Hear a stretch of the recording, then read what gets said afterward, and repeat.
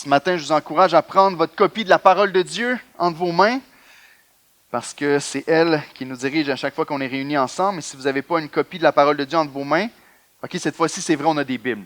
On a été chercher notre refil de Bible cette semaine, et on a des Bibles à vous prêter. Si vous n'avez pas de Bible, pour suivre avec nous et que vous voulez suivre dans la Bible papier, on vous encourage fortement à lever votre main tout de suite, puis on va vous prêter une copie de la parole de Dieu. Donc, il y en a une en haut complètement, juste ici, au bout complètement là-bas. Et si vous n'avez pas de Bible à la maison, c'est un cadeau qu'on vous fait, mais comme Charles le dit, si vous avez déjà une Bible à la maison, on ne vous fait pas des cadeaux pour multiplier les Bibles chez vous à la maison. Et c'est pas ces Bibles-là qu'on veut que vous donniez à vos amis. Si jamais vous avez un ami qui veut connaître le Seigneur, je vous encourage fortement à dépenser de votre poche puis lui faire un cadeau. Mais celles-là, on veut les garder pour les partager ici à l'Église.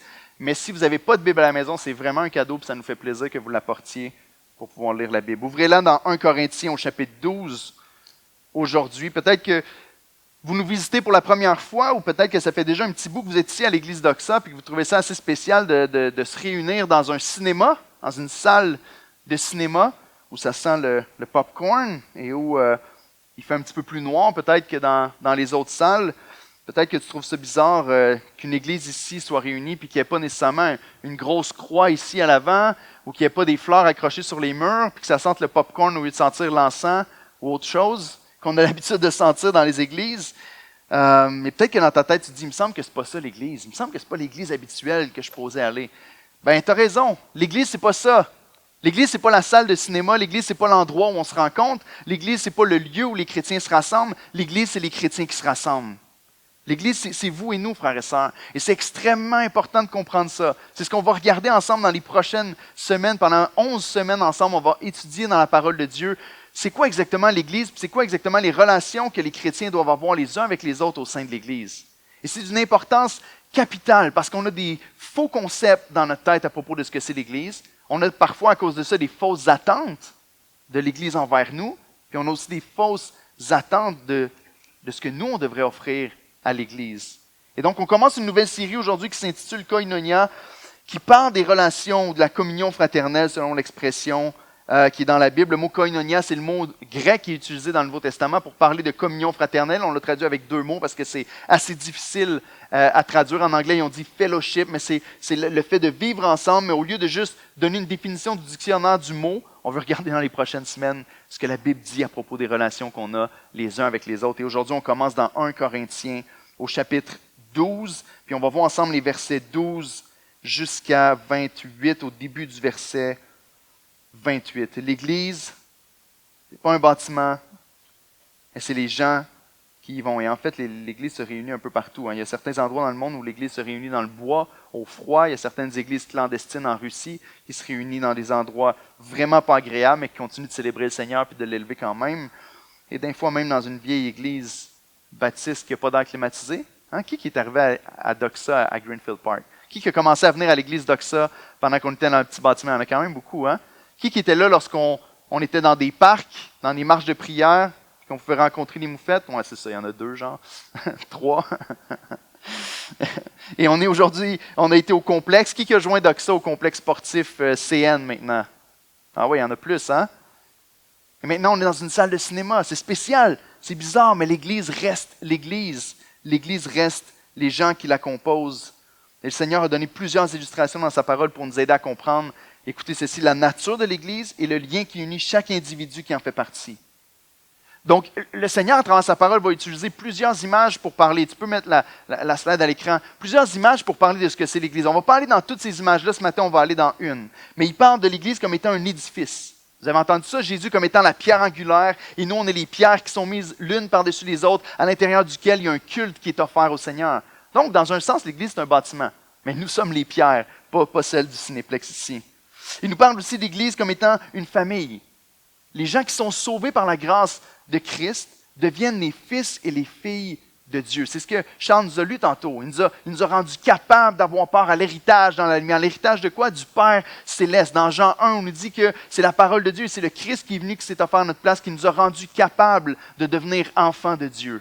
Et donc, si vous êtes un croyant ce matin, si vous êtes sauvé en Jésus-Christ, vous êtes fils ou fille de Dieu le Père et frère du Seigneur. On est une famille, il y a une relation filiale qui est là. On partage le même nom, on partage les mêmes ressources.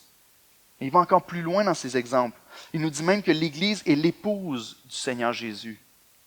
Son épouse pour laquelle il s'est offert lui-même, avec laquelle il a fait une alliance, pour laquelle il est mort sur la croix, qu'il est ressuscité le troisième jour, pour laquelle il prépare une place dans le ciel et on attend avec une grande expectative dans nos cœurs le jour où on va célébrer les noces de l'agneau dans la vie éternelle, où l'épouse s'est préparée pour son époux et Jésus va nous accueillir dans la vie éternelle avec lui.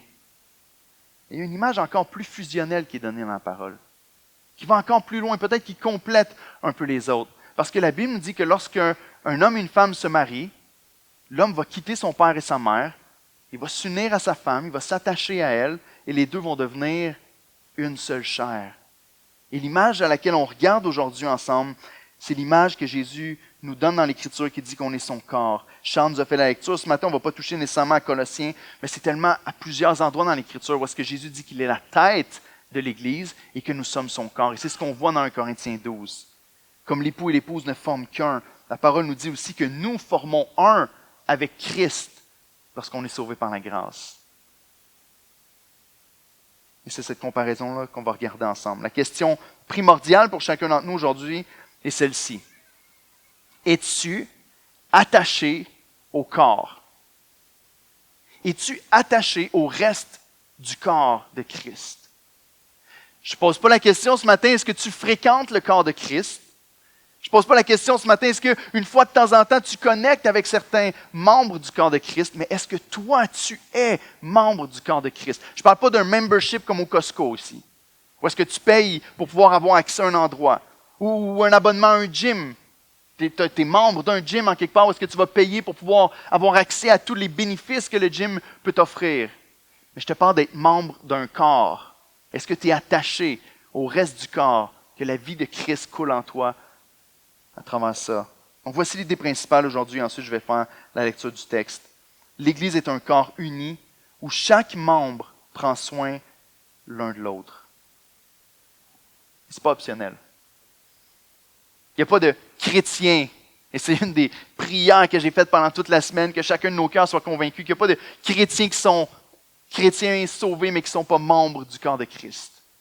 Et vous allez voir combien que ça fait du sens quand on va regarder la parole de Dieu. Donc, lisons ensemble 1 Corinthiens 12, et on va commencer avec les versets 12 à 19, et ensuite je vais prier.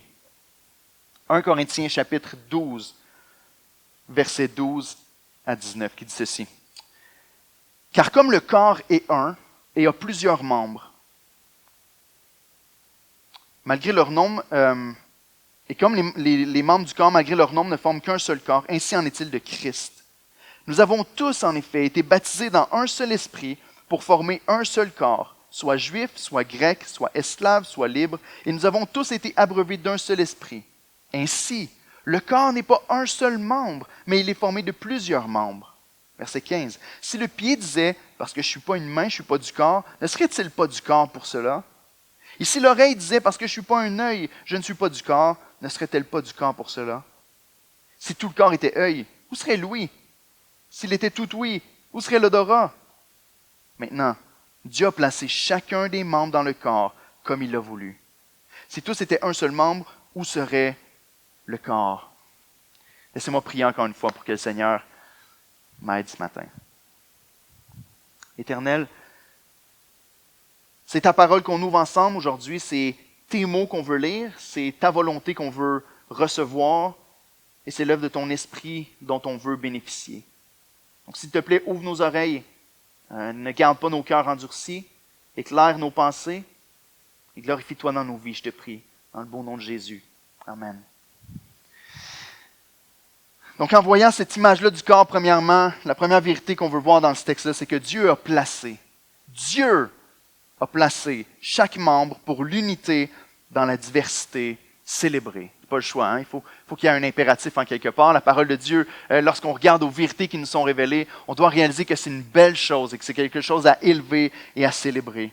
On a souvent dit que le christianisme, et peut-être quand vous avez rencontré un chrétien pour la première fois, ou peut-être que vous venez d'un arrière-plan chrétien et vous l'avez dit vous-même à plusieurs fois, je l'ai dit moi-même, mais c'est un dicton avec lequel j'ai un peu plus de difficulté aujourd'hui qui dit « Le christianisme, ce n'est pas une religion, c'est une relation personnelle. » Vous avez déjà dit ça, hein? Moi, j'ai déjà dit ça. Le Le christianisme, c'est pas une religion. On avait peur à cause de la religion organisée puis des troubles que la religion a causés au Québec en particulier. Et on a dit le christianisme, c'est pas une religion, c'est une relation personnelle avec Dieu. Et j'ai quelques problèmes avec une déclaration comme celle-là. Premièrement, parce que le christianisme, c'est une religion. On ne peut pas dire que ce n'est pas une religion, c'est une religion, puis c'est correct. Le mot religion qu'on utilise aujourd'hui vient du latin religio, dont la racine est ligare, qui veut dire lié, attaché, qui veut dire lié encore plus fortement. Autrement dit, le mot religion veut dire on est attaché à Dieu. Donc, ce n'est pas un mot dont on doit s'éloigner. Je comprends la pensée. On doit s'éloigner de certaines formes religieuses. On ne veut pas être des chrétiens qui pratiquent seulement une religion. On veut être des gens qui sont transformés de l'intérieur. Ensuite, on dit que c'est une relation personnelle avec Dieu. Et dans un sens, encore une fois, c'est vrai, mais c'est très incomplet. C'est vrai que c'est une relation personnelle, dans le sens que Dieu est une personne. On a une relation avec une personne. Mais c'est incomplet dans le sens qu'on n'a pas juste une relation avec Dieu lorsqu'on est sauvé. On a aussi une relation avec le reste du corps et avec les autres croyants. Donc, c'est une définition incomplète. On a une relation avec Dieu qui est une personne, mais aussi avec les autres croyants. Puis la répétition dans 1 Corinthiens 12 est vraiment très intense si vous portez attention. Dans ce tout petit chapitre-là, il y a tellement de répétitions au fait qu'on n'est pas un seul membre, on est un corps, on est unis, on est ensemble. Puis ça nous affirme qu'on ne peut pas échapper à cette vérité-là. Un grand théologien du passé qui disait qu'il n'y a rien de moins chrétien qu'un chrétien seul.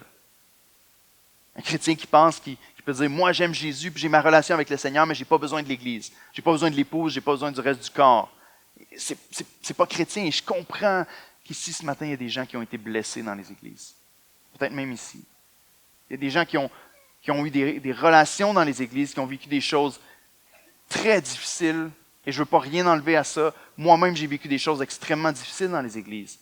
Où les gens que tu penses qui sont là pour t'aimer et t'entourer vont finalement te rejeter, te repousser. On va faire toutes sortes de débats et d'arguments violents, ou peut-être même des personnes dans certaines églises qui ont abusé des membres de votre famille. Je suis vraiment désolé que vous ayez vécu ces choses-là. J'ai eu un temps dans ma vie où je me suis réfugié en prière. J'ai dit à Dieu, moi, c'est fini. Vous pouvez venir demander à ma femme. Et plusieurs d'entre vous avaient déjà entendu cette histoire, mais je me suis déjà assis devant mon ordinateur. Et au lieu de travailler à ma prédication comme j'étais supposé de faire, j'étais en train de magasiner des maisons bateaux. J'ai dit à ma femme, ça y est, on vend tout, on s'achète une maison bateau, on s'en va loin. Laisse faire les humains, c'est fatigant, on va avoir notre relation avec Dieu. Et quand j'arrive dans l'Écriture, je ne peux pas m'en sortir. Je ne peux pas dire c'est correct, je ne peux pas être à l'aise avec ça. Parce que la Bible est claire. Si je suis sauvé, j'ai besoin d'être en relation avec le reste du corps de Christ. Une des prières les plus extraordinaires de l'Écriture se trouve dans Jean 17. Ce qu'on appelle la prière sacerdotale où Jésus est en train de prier pour ses disciples, pour tous les croyants qui vont venir après lui, et même dans sa relation avec le Père. Et au verset 20-21, je vous l'ai mis à l'écran, il dit ceci. Écoutez la prière de Jésus. Il dit, « Ce n'est pas pour eux seulement que je prie, par des disciples ici, mais encore pour ceux qui croiront en moi par leur parole. Afin que quoi? Afin que tous soient un. Comme... » Donc là, ici, Jésus dit la nature de cette unité-là, à quelle profondeur est-ce qu'on doit être unis les uns avec les autres. Il dit, comme toi, Père, tu es en moi, et comme je suis en toi, afin qu'eux aussi soient un en nous. Là, il y a une petite phrase extraordinaire. Pour que le monde croie que tu m'as envoyé. Et frères et sœurs, l'Église est l'accomplissement de cette prière-là du Seigneur. L'Église est l'accomplissement de cette prière du Seigneur, l'unité de ceux qui croient ensemble, les uns avec les autres qui forment un seul corps, avec Dieu dans notre unité avec le Seigneur, dans notre unité les uns avec les autres par l'Esprit qui vit en nous. Jésus dit même que cette unité-là au sein de l'Église locale est le témoignage le plus puissant envers un monde perdu. On va parler la semaine prochaine de l'amour les uns pour les autres dans l'Église, de cette nature-là. Donc je ne vais pas y toucher trop, mais il reste que le Seigneur va dire à ceux-ci tous, il parle de ceux qui sont à l'extérieur de la foi, à ceux-ci tous connaîtront que vous êtes mes disciples. Comment? À l'amour que vous avez les uns pour les autres. Et ici, il nous dit que l'unité des croyants les uns avec les autres va être une lumière, un témoignage qui va briller pour les gens qui sont à l'extérieur, qui peuvent regarder à l'Église. Et quand on y pense, je veux dire, j'ai coupé les réseaux sociaux pendant mes vacances cet été. Et quand je suis revenu, j'ai été assez triste de voir. Il y a certaines personnes, certains mouvements, certains regroupements où on dirait que leur ministère premier, c'est de diviser. Puis je comprends la nature de diviser justement la doctrine du Seigneur. Je suis tout pour ça. Mais parfois, on va chercher les choses un petit peu partout pour pouvoir dire, eux, ils ne sont pas corrects, puis nous, on est les vrais. Paul va dire, peu importe s'il y en a qui prêchent avec des mauvais motifs, la parole de Dieu est quand même prêchée. Laisse-les faire, occupe-toi de ce que Dieu t'appelle à faire dans ta ligne à toi. Ici, on ne peut pas avoir l'unité si on ne comprend pas l'appel que le Seigneur nous a donné. Oui, ici, il parle de l'unité qu'on a avec le corps de Christ qui ramène tous les croyants de toute la planète et de tous les âges. Mais il reste que dans le contexte, quand on étudie la Bible, il faut qu'on comprenne à qui l'auteur écrit et pourquoi est-ce que l'auteur est en train d'écrire. Et Paul, en 1 Corinthiens 12, est en train de parler à une église locale. Il est en train de leur dire cette vérité-là à propos de votre unité au reste du corps de Christ doit s'exprimer au sein d'une église locale dans laquelle vous êtes membre ou vous faites partie. Donc on doit le recevoir aujourd'hui comme ce que le Seigneur nous appelle à être et à faire. Au verset 22 et 23, tout de suite après, dans Jean 17, il nous dit, et c'est encore la prière du Seigneur, il dit, je leur ai donné la gloire que tu m'as donnée, et il renchérit, afin qu'ils soient un, comme nous sommes un. Moi en eux et toi en moi, afin qu'ils soient parfaitement un. Pensez à votre cœur tout de suite, regardez autour de vous et demandez-vous, est-ce que je suis parfaitement un avec lui ou avec elle? Et que le monde, encore une fois, connaisse que tu m'as envoyé et que tu les as aimés comme tu m'as aimé. Dieu est en Christ, Christ est en nous, par l'Esprit de Dieu qui vient vivre en nous. La Trinité vit en nous, puis on est en communion avec le Seigneur, puis on est en communion avec tous ceux qui sont remplis par le même Esprit. Est-ce que tu as déjà réalisé cette vérité-là? Que l'unité que tu partages avec les autres croyants est un des plus puissants témoignages aux yeux d'un monde perdu à l'extérieur. Est-ce que tu as déjà vu ça comme étant ta mission sur la terre? De dire, je dois chercher à tout prix à être uni avec les autres croyants, parce que c'est en étant uni avec les autres croyants que les gens à l'extérieur vont voir la gloire de Dieu, puis l'œuvre de Christ, puis vont comprendre l'amour que Dieu a déversé sur son Église. Dieu a choisi que l'unité du corps servirait de témoignage. Et Paul explique ici en 2 Corinthiens 12 qu'on a tous reçu le même esprit. Il nous dit ici qu'on a tous reçu le même esprit.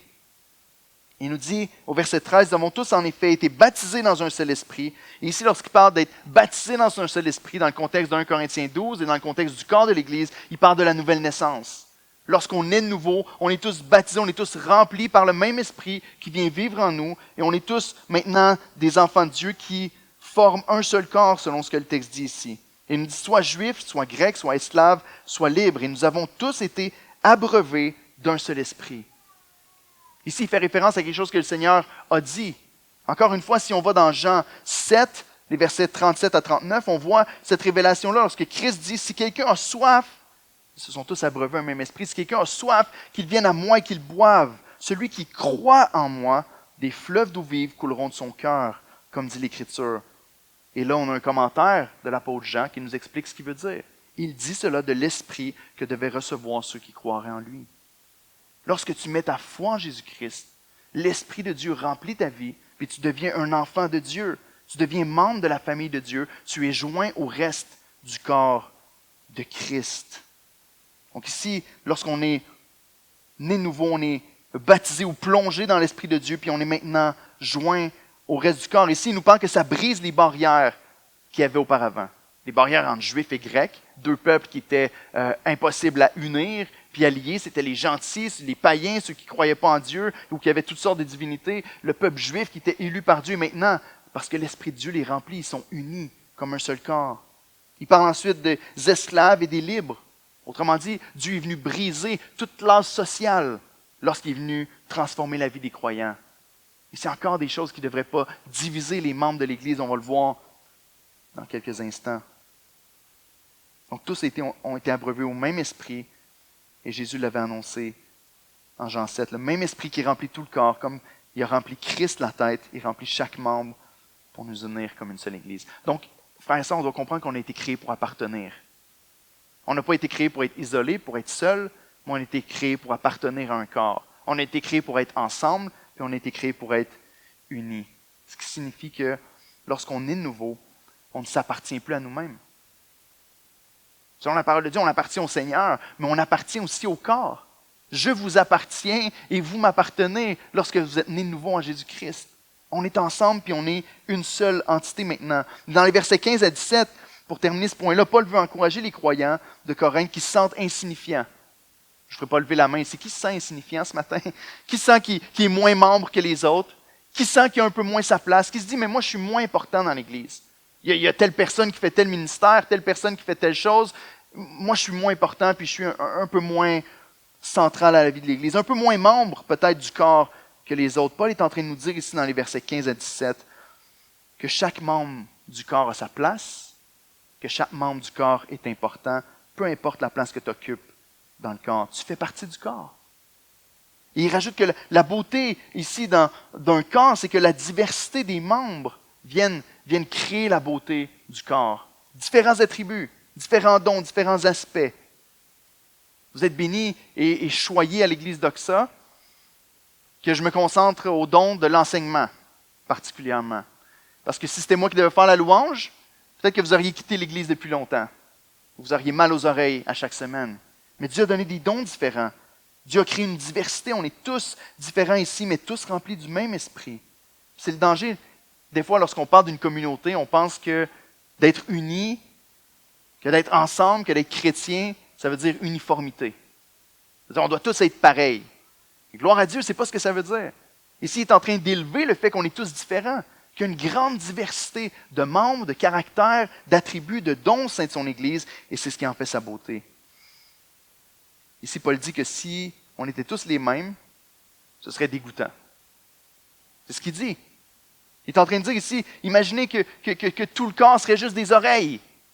Vous savez, je n'ai jamais utilisé encore l'intelligence artificielle ou ChatGPT ou ces choses-là. Cette semaine, j'ai été essayer de trouver des programmes d'intelligence artificielle pour créer des images.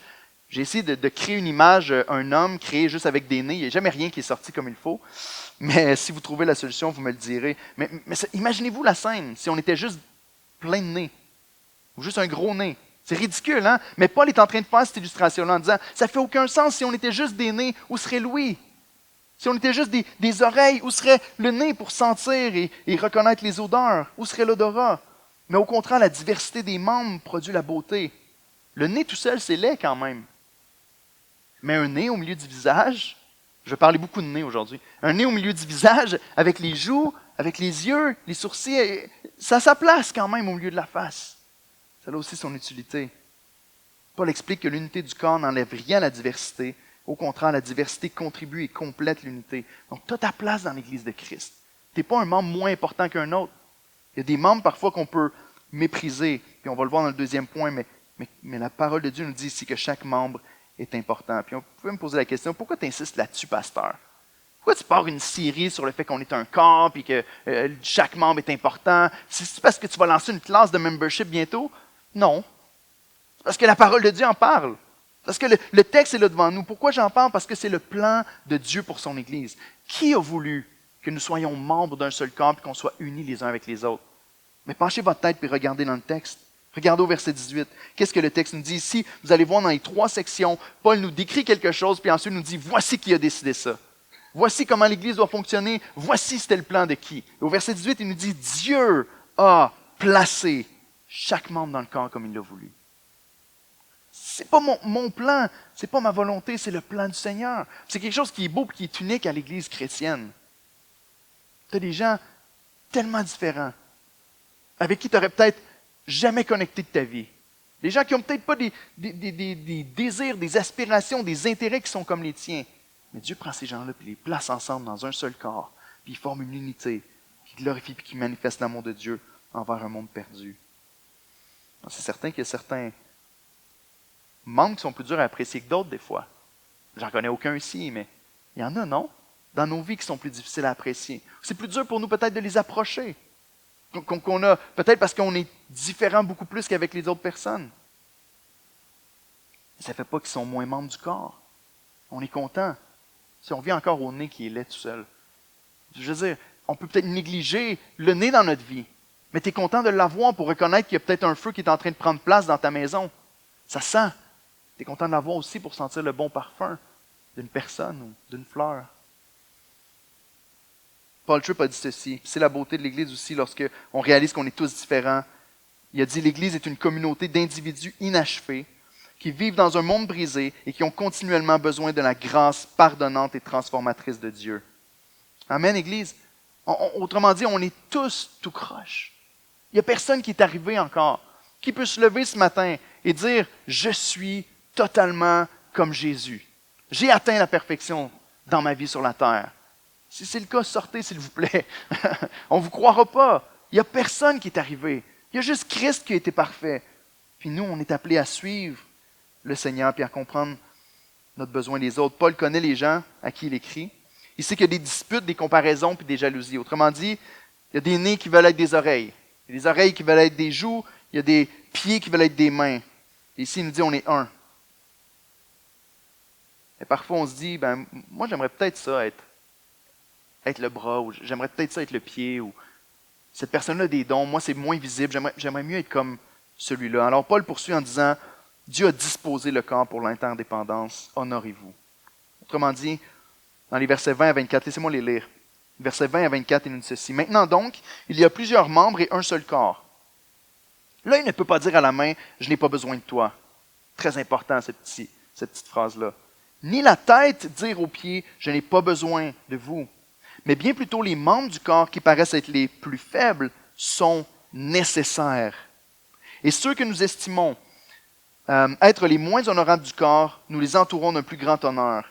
Ainsi, nos membres les moins honnêtes reçoivent le plus d'honneur, tandis que ceux qui sont honnêtes n'en ont pas besoin. Voici la phrase, Dieu a disposé le corps de manière à donner plus d'honneur à ce qui en manquait. Pensez-y une seconde, qu'est-ce qui arrive si tu sépares la tête du corps? Qu'est-ce qui arrive? Vous le savez? Il meurt. Il meurt. Qu'est-ce qui arrive si on sépare la main du reste du corps? La main va finir par dessécher puis par mourir si elle n'est pas rattachée très rapidement.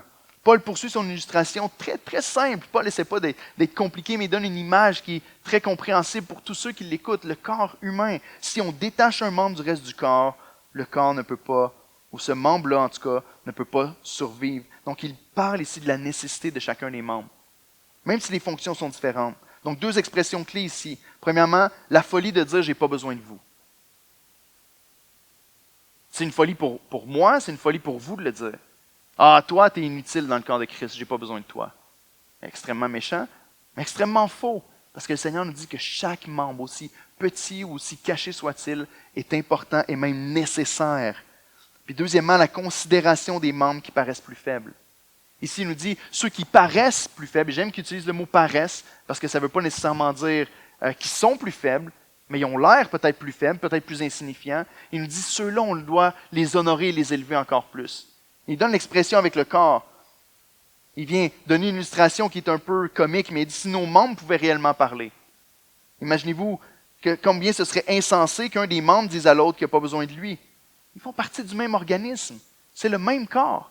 On est un tout les uns avec les autres. Donc se débarrasser d'un des membres comme si on n'en avait pas besoin, c'est de s'amputer soi-même. Écrivez ça quelque part, frères et sœurs. Lorsqu'on considère un ou l'autre comme étant inutile dans le corps de Christ, on est en train de s'amputer nous-mêmes. On est en train de faire du mal à notre propre corps. Et je n'aurai jamais une relation biblique avec les autres croyants tant que je ne comprendrai pas que j'ai besoin des autres, que les autres ont besoin de moi. C'est Dieu qui l'a voulu ainsi. Paul connaît le cœur humain et il prend le temps de parler de ceux qui ont tendance à être méprisés, à être laissés de côté. Peut-être que c'est votre cas ce matin. Si vous vous sentez comme ça, le Seigneur veut œuvrer dans votre cœur, veut vous montrer que non, vous avez votre place dans l'Église de Christ. Vous êtes important, vous êtes même nécessaire pour le reste du corps. Isolez-vous pas dans votre coin en disant « c'est ça, si les gens ne me considèrent pas, je vais m'en aller, ou je vais m'éloigner, ou je vais rester seul. » Écoutez la parole de Dieu ce matin. Comprenez que vous avez votre place, que vous êtes aimé. Et si on vous a fait sentir comme ça, je vous demande pardon au nom de l'Église. Mais on vous aime, chacune des personnes qui font partie du corps de Christ. Et chacune des personnes a sa place nécessaire. Paul, il va fort en parlant de la tête ici, en disant la tête ne dira pas aux pieds ici qu'elle n'a pas besoin de lui. Il nous dit au verset, c'est ça, la tête ne va pas dire aux pieds au verset 21. Puis ce qui est intéressant, c'est que Paul vient juste de dire que la tête, c'est Christ.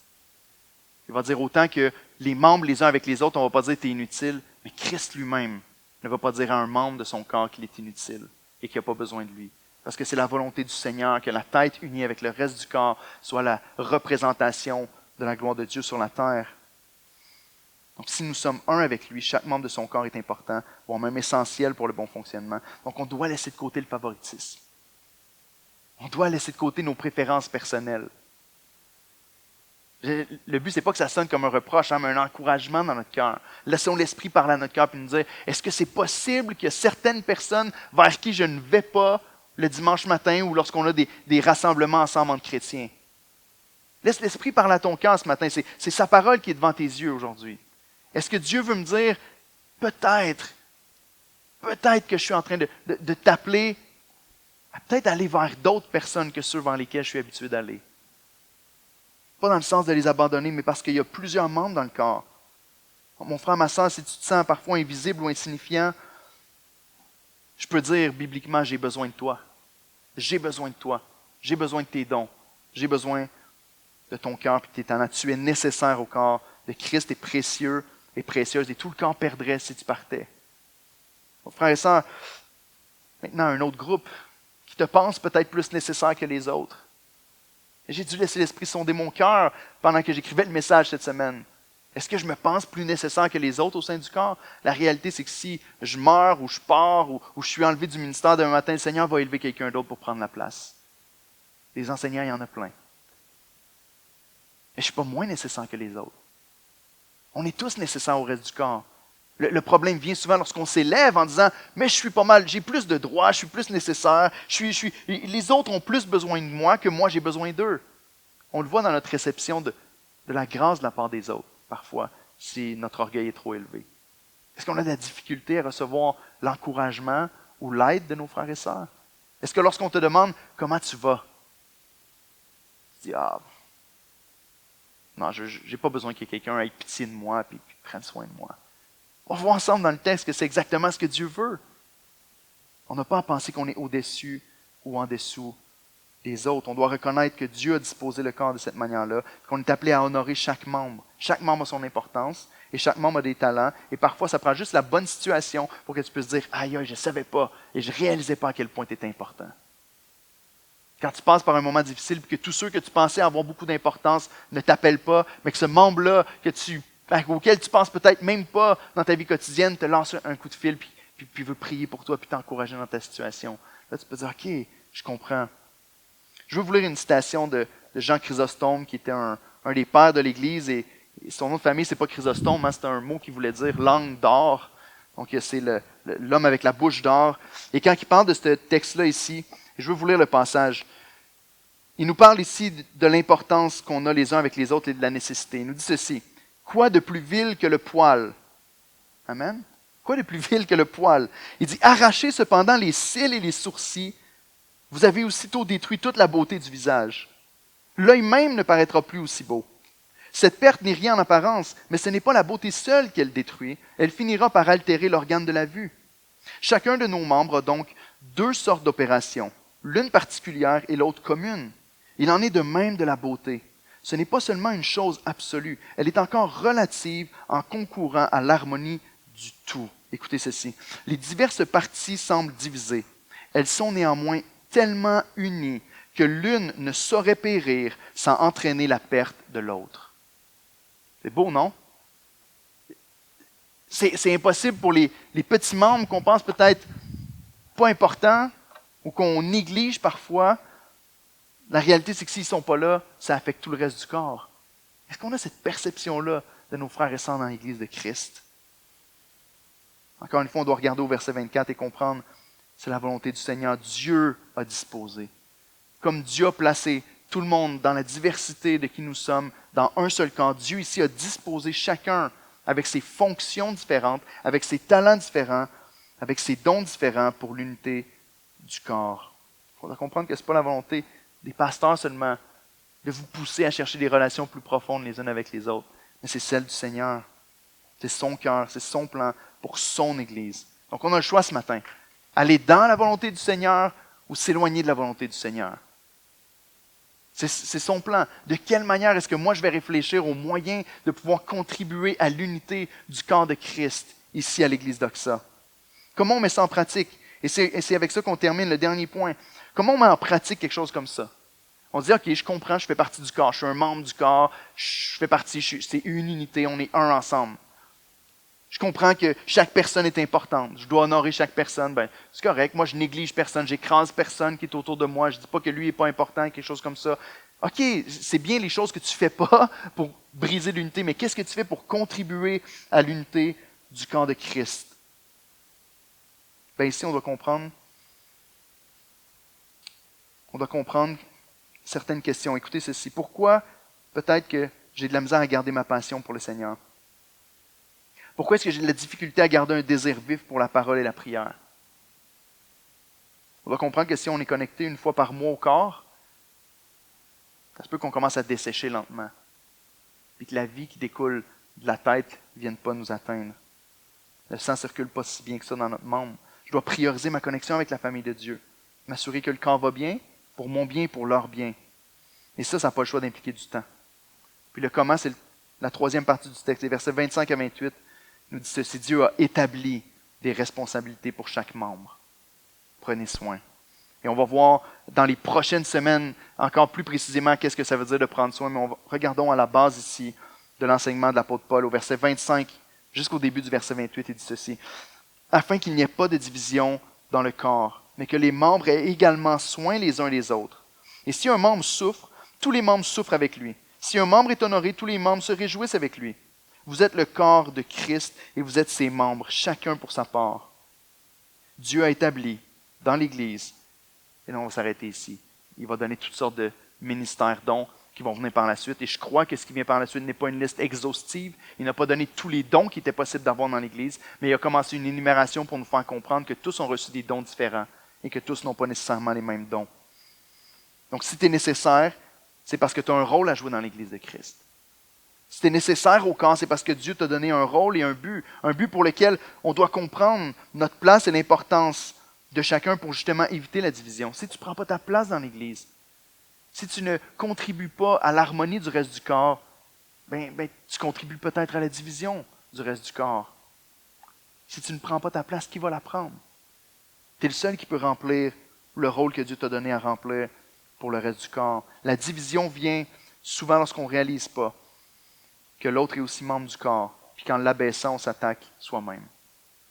La division, puis la chicane entre les différentes personnes à l'Église vient souvent du fait qu'on ne réalise pas que si je dénigre, si j'abaisse, si j'essaie de créer la division avec l'autre personne, je suis en train de créer la division dans mon propre corps.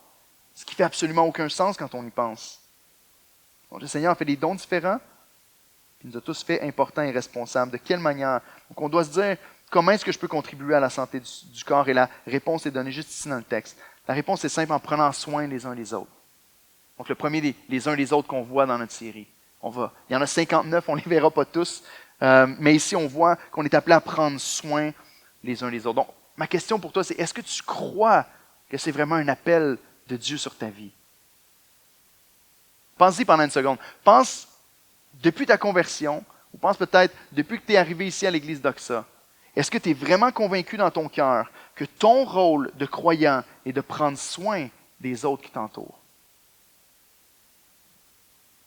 Est-ce que tu pries pendant la semaine pour tes frères et sœurs? Pas juste tes préférés, mais l'ensemble de ceux qui composent le corps de Christ à l'église d'Oxa. Est-ce que tu médites pendant la semaine sur la manière dont tu vas pouvoir prendre soin de telle ou telle autre personne qui fait partie de ton corps? Prends le temps d'y penser pendant une seconde. Est-ce que c'est quelque chose que tu fais dans ta vie quotidienne? Est-ce que tu réfléchis et tu pries? Si vous êtes membre d'une autre église que l'église d'Oxa, est-ce que vous le faites avec les membres de l'église là où vous êtes? De quelle manière est-ce que je pourrais bénir, encourager, fortifier et prendre soin du corps? S'il y en a qui se demandent la question ce matin, ça fait des années que je prie, que je demande à Dieu, c'est quoi l'appel que Dieu a sur ma vie? Mais voici un des appels que Dieu a sur ta vie. L'appel que Dieu a sur ta vie, c'est de prendre soin des autres qui sont autour de toi et qui font partie du corps. Est-ce que tu es prêt à répondre à cet appel-là? Faisons un exercice, ok? Vous allez être gêné de le faire, puis c'est correct. Faites-le, tout le monde va le faire. Mais tournez-vous à ce moment-ci. Tournez-vous puis regardez dans l'Église. Ok, faites-le. Faites-le, s'il vous plaît. Tournez-vous, regardez les gens qui sont dans l'Église ici ce matin. Regardez les gens qui composent l'Église d'Oxa. Peut-être que vous allez voir des nouveaux visages qui sont ici en visite. Peut-être que vous allez voir des gens qui sont membres et qui font partie de l'Église d'Oxa. Ça, là, c'est vos yeux, c'est votre nez, c'est vos oreilles, c'est vos mains, c'est vos pieds qui sont autour de vous ici. C'est les membres de votre corps. Est-ce que vous priez pour ces gens-là que vous regardez aujourd'hui? Est-ce que vous les avez à cœur et que vous méditez sur la manière dont vous pouvez prendre soin de chacun d'eux? Vous savez, les produits de soins de la peau, peut-être évident pour plusieurs que je n'en utilise pas, Les produits de soins de la peau sont une industrie qui apporte des billions de dollars à travers le monde à chaque année. Des billions de dollars. Ce qui nous montre que c'est quelque chose d'important pour la majorité des gens de prendre soin de sa peau et de son corps. À quel point c'est vrai au niveau spirituel. À quel point c'est vrai au niveau spirituel qu'on a à cœur de prendre soin du reste de notre corps. Donc, par où je commence? J'ai aucune idée comment faire pour prendre soin de ceux qui sont autour de moi. Bien, ici, il nous dit deux choses. Commence par voir ceux qui souffrent et commence par voir ceux qui se réjouissent. Il nous dit la manière dont on est appelé à prendre soin les uns des autres, c'est en commençant par souffrir avec celui qui souffre et se réjouir avec celui qui est honoré. Réjouir avec celui qui est honoré et souffrir avec celui qui souffre. La réalité spirituelle, c'est que normalement, si une personne souffre, bien, tout le corps souffre. C'est ce que Paul dit. Pensez à cette image-là où est-ce que tu te cognes la petite orteille sur le coin d'une table. Normalement, il y a ta petite orteille que tu as très mal, mais tout le reste de ton corps réagit. Normalement, tu te cognes l'orteille, tout ton corps se dirige vers ton orteil, t'as mal, ta bouche va s'ouvrir pour faire un son. Mais c'est la même chose au sein du corps de Christ. Normalement, quand une personne souffre, tout le reste est affecté. Mais de la même manière, quand une personne est honorée, normalement, tout le reste du corps se réjouit avec cette personne. L'orgueil fait en sorte qu'on voit quelqu'un être honoré, on voit quelqu'un se réjouir ou vivre une bénédiction dans sa vie, puis on va dire « Ah, moi j'aurais dû avoir ça. » Ou « Ah, il y a une jalousie qui peut monter dans notre cœur. » Ou se dire « Il doit y avoir quelque chose de sketchy en arrière de ça. Il y a des raisons pourquoi il est béni comme ça. Ah, lui, il fait de l'argent, mais d'après moi, il est croche. » Pourquoi on ne peut pas juste dire « Gloire à Dieu » puis se réjouir avec la personne? Il y a une augmentation, il a dû couper des têtes au travail. Gloire à Dieu pour son augmentation, puis on se réjouit avec cette personne-là. Donc, comment prendre soin, la moindre des choses, et de souffrir avec ceux qui souffrent et se réjouir avec ceux qui se réjouissent. Pas de trouver une solution à la souffrance, nécessairement, mais souffrir avec la personne qui souffre. Pas de chercher un moyen de désenfler la tête de celui qui se réjouit, mais de se réjouir avec la personne qui se réjouit. Donc, la question, encore une fois, c'est de se dire comment est-ce que c'est possible pour moi d'accompagner celui qui souffre si j'ai aucune idée de qui souffre dans l'Église? Comment c'est possible d'accompagner celui qui souffre si je n'ai pas un contact, si je n'entre pas en relation avec les personnes qui font partie de mon Église, pour pouvoir savoir si la personne est en train de souffrir? Comment c'est possible de me réjouir avec une personne si j'ai aucune idée de ce qui se passe en ce moment dans sa vie? Voyez-vous, c'est absolument essentiel et la première étape avant de s'approcher et de commencer à mettre en pratique ce ministère-là, d'accompagner celui qui souffre, de dire qu'est-ce qui se passe dans la vie de ceux qui sont autour de moi? Est-ce que tu connais le moindrement la vie des gens qui sont autour de vous? Je vous mettrai au défi de le faire. C'est ce que je donne des fois comme défi à des jeunes hommes qui veulent entrer dans le ministère pastoral et qui veulent servir le Seigneur. Je leur dis, mais va dans l'Église, parle avec les gens, puis reviens dans une semaine ou deux avec au moins 5 personnes que tu connais, ce qu'ils vivent en ce moment, que tu connais au moins une manière de prier pour cette personne-là, puis dis-moi une chose que tu ne savais pas avant dans sa vie puis que tu sais maintenant. Faites-le comme exercice. Dites-vous, je vais aller voir, puis je vais savoir au moins une ou deux choses à propos de chaque personne qui compose le corps. Les portes vont s'ouvrir, puis vous allez voir de quelle manière vous êtes appelés ensuite de ça, à prendre soin, à prier, à accompagner. Une des plus grandes causes, et je vais toucher une corde sensible ici, et je vous promets que je termine bientôt. Une des plus grandes causes du manque d'unité dans l'Église, c'est la pensée que l'autre devrait faire les premiers pas vers moi. C'est une des plus grandes causes de division, c'est une des plus grandes causes d'isolation dans l'Église. C'est qu'on arrive dans une Église, ou qu'on fait partie d'une Église peut-être depuis un certain temps, puis on se dit, personne n'est venu vers moi pour m'accueillir. Personne n'est venu pour me demander des nouvelles. Honnêtement, si ça arrive, c'est une grande tristesse dans mon cœur, parce qu'on devrait être ces gens-là qui sont accueillants et qui vont vers les autres.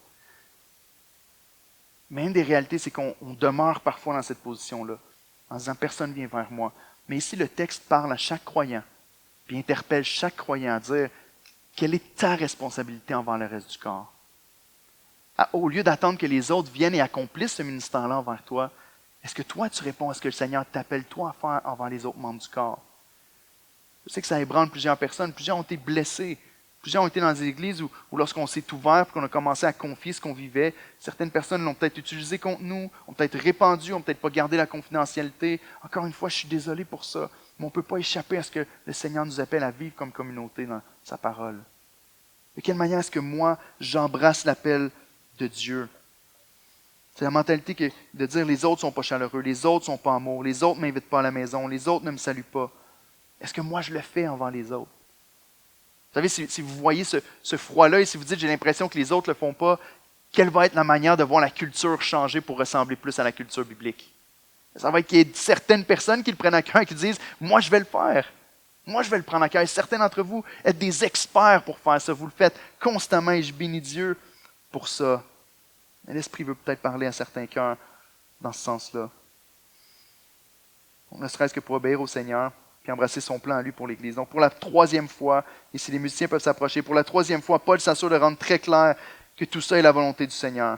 Donc regardez le texte. Regardez dans les versets, encore une fois, 28, où est-ce que Paul va encore une fois nous montrer que c'est le plan du Seigneur. Pourquoi est-ce qu'on est appelé à prendre notre responsabilité, à prendre soin des autres, à entrer dans la vie des autres? Parce qu'il nous dit Dieu a établi. Ensuite, il va parler des docteurs, des apôtres et tout ça. Puis il va poser la question, est-ce que tous parlent en langue? Non. Est-ce que tous sont apôtres? Non. Est-ce que tous sont docteurs? Non. C'est des questions rhétoriques. Clairement, non. Mais tous ont reçu un don. Puis tous doivent mettre ce don-là au profit du reste du corps de Christ. Donc, vous avez une place. Vous avez été établis. Versets 18, 24 et 28, si vous voulez, je vous encourage à encercler 3 mots dans chacun de ces versets-là. Dieu a placé au verset 18, Dieu a disposé au verset 24, Dieu a établi au verset 28. Donc, deal avec Dieu ce matin, pas juste avec le pasteur. Prends ta Bible, réfléchis, dis Seigneur, qu'est-ce que tu m'appelles à faire pour le reste du corps de Christ dans les semaines à venir? Donc, Jésus prie qu'on soit parfaitement un. Et c'est exactement ce qui arrive lorsqu'on devient un enfant de Dieu. On va prendre le repas du Seigneur dans quelques minutes. On va juste chanter un chant avant. Puis ensuite de ça, on va prendre le repas du Seigneur. Il y a une petite coupe avec, le jus et le pain qui sont dans chacun de vos cup holders, porte-verres. Et on va pouvoir prendre le repas du Seigneur. Après le chant, on va chanter un chant qui est vraiment une réponse au message d'aujourd'hui. Mais on doit réaliser que lorsque Jésus a donné le symbole du pain et du vin, l'unité de l'Église était tellement importante au cœur de Christ qu'il a inclus ce rappel qu'on est membres les uns des autres dans cette commémoration de son œuvre à la croix à travers le pain et le vin. Jésus a inclus cette pensée-là qu'on est tous membres les uns des autres. Et vous pouvez regarder juste 2 chapitres avant celui qu'on a regardé ce matin. Dans 1 Corinthiens 10, les versets 16 à 17. Et je l'ai mis à l'écran pour vous. Lorsqu'on réalise qu'on prend le pain et le vin, on se rappelle que Jésus a porté sur lui le jugement qui nous était destiné à cause de nos péchés. Jésus est mort sur la croix à notre place. Jésus a reçu sur lui le jugement pour tous nos péchés. Il est né, il est plutôt ressuscité et monté au ciel. Il s'est assis à la droite de Dieu où il règne, il intercède pour nous. Et il nous a de là envoyé son Esprit Saint qui remplit chacun d'entre nous et qui nous unit comme un seul corps. Et le Seigneur, après nous avoir sauvés, a dit ceci. Et Paul nous rappelle dans 1 Corinthiens 10, la coupe de bénédiction que nous bénissons, n'est-elle pas la communion au sang de Christ? Le pain que nous rompons, n'est-il pas la communion au corps de Christ? Puisqu'il y a un seul pain, nous qui sommes plusieurs, nous formons un seul corps, car nous participons tous à un même pain. Comprenez-vous ce qu'il est en train de dire ici? Non seulement on se rappelle de ce que Christ a fait de son corps brisé à la croix, mais il appelle l'Église à prendre ce repas ensemble et à chaque fois se remémorer, on fait partie du même corps. Lorsque tu es à la maison et que tu prends une bouchée de pain, tout ton corps reçoit la bouchée de pain. Et ici, il nous dit, lorsqu'on prend le repas du Seigneur ensemble, c'est cette alliance avec Dieu, mais cette alliance aussi avec le peuple de Dieu, et tout le corps est nourri lorsqu'on prend le repas du Seigneur ensemble. Donc, je vous invite à prendre un temps de prière, un temps de réflexion, et même pendant qu'on va chanter le chant, écoutez les paroles, on va chanter à quel point c'est Dieu qui bâtit son Église, comme on a vu dans le texte, et que c'est lui qui fait de nous un seul corps. Mais laissez l'Esprit parler à votre cœur, vous dire, voici la prochaine étape pour toi. C'est ce que le texte nous dit ici. Invente pas des étapes, là, mais va dans la parole de Dieu, puis laisse Dieu te dire, voici ce que je t'appelle à faire. Voici le changement peut-être que j'appelle à avoir dans ton cœur. Seigneur Dieu, je te remercie pour ta parole qui est claire. Ta parole qui est claire, Seigneur, on peut passer beaucoup de temps à l'expliquer, mais juste le fait de la lire et de voir ce que tu nous dis ici dans le texte est suffisant pour qu'on comprenne. Qu'on comprenne, Seigneur, que tu es celui qui bâtit son Église. Tu es celui qui donne les responsabilités à chaque membre de cette Église. Et je te prie ce matin, comme on l'a prié au tout début, de faire ce que toi seul es capable de faire. Convainc-nous, Seigneur, de la profondeur avec laquelle on doit entrer en relation avec les autres. Pour la gloire de ton nom et la joie de ton Église. Amen.